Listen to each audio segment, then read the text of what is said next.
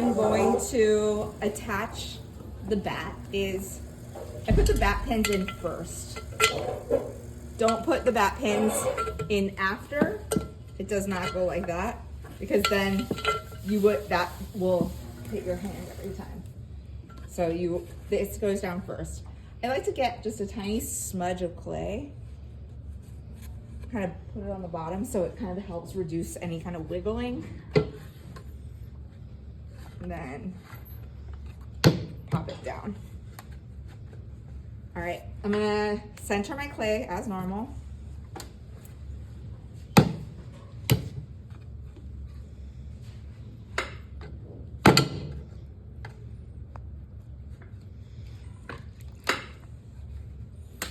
And it might feel a little different throwing with a bat. You might feel it like wiggle a little bit, and you just learn how to work through it. I like to, instead of like reacting every time it wiggles, I just commit to pushing through it.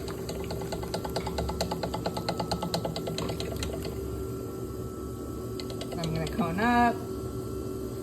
And with the plate, even though we're gonna make it a disc shape, if you are not centered, you will not have an even plate. You always need to get really centered. I'm still kicking a lot. That's okay. I want to keep working on it. Keep coning up. Keep.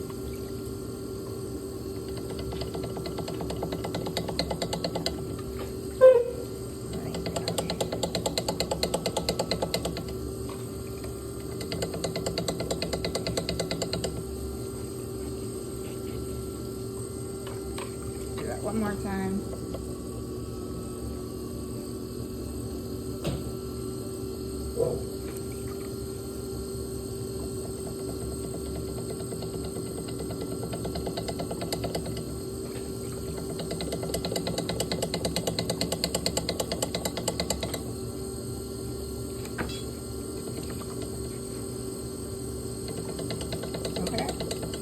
Now that I'm okay, it's pretty centered. I'm gonna now flatten it to a pancake, but I want it to come down in a swoop, so I'm gonna kind of start in the center and pull towards me. I'm still holding it with my left hand. I'm still going fast. I'm still pushing it against it with my left hand just a little bit, so I make sure that I'm not like letting it fall out of center. I'm starting to bring it out like a pancake. Slowly pulling the shape out.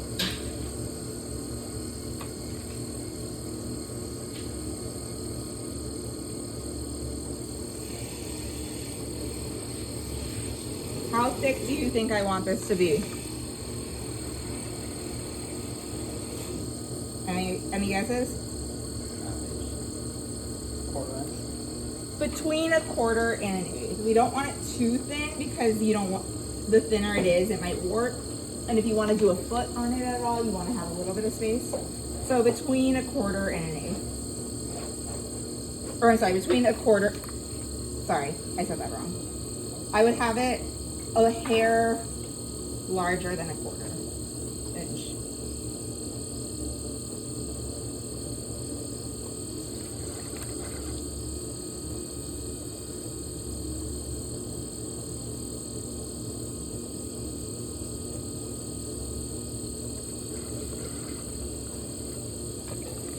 All right, now that I'm kind of down, I'm gonna need to compress it, otherwise I can get S-cracks, and this is also, I really get to smooth it out.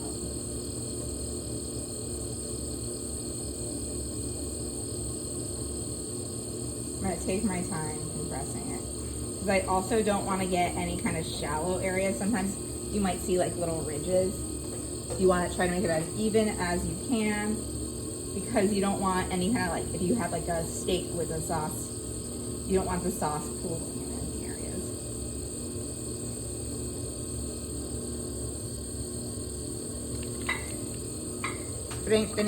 ¿Tienes preguntas? Okay.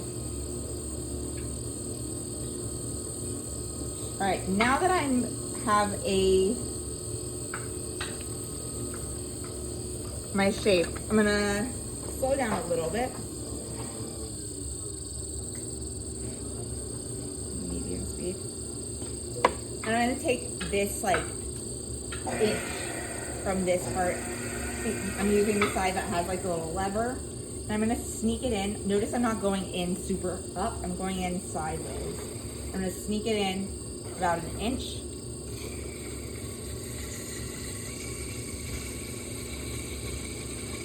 All right.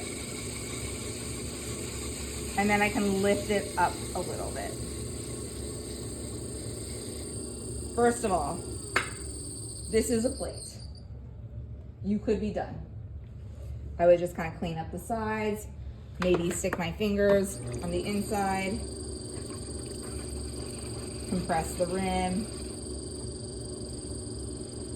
This is a plate. There's like, if you look at like Hearth, those kind of like fancy ceramic plates, they kind of have like this more like, I don't know, I feel like it's like peasant chic. If you want to get a little fancy, you know, like the plates that have like the side where it's like you don't eat off of it, it's just kind of a trim. That's called a gallery. And the way that I remember that word is that you don't eat food in the gallery. So you don't eat food off of that side. It's just there for decoration. To do a gallery, which is optional, you don't need to do a gallery, I'm gonna stick two of my fingers underneath while it's spinning and then kind of press down. Se llama esa área, este es un plato, no tienes que hacer nada más, pero si quieres, sabes, unos platos tienen como una orilla que se llama una galería. Entonces, para hacer una galería, vas a poner los dedos por aquí y después aplanar un poco.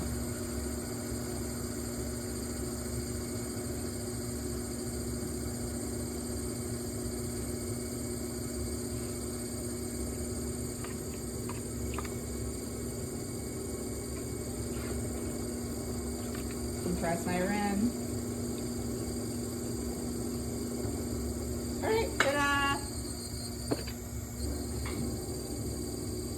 If I wanted to do any texture on the side, like there's a famous Japanese artist, his father was a rope maker, and he continued that tradition by using his father's different like ropes to kind of roll in like patterns and texture.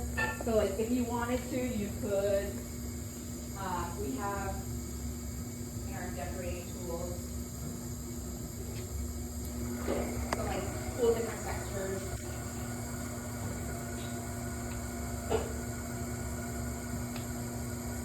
That I could roll in on the gallery if I wanted.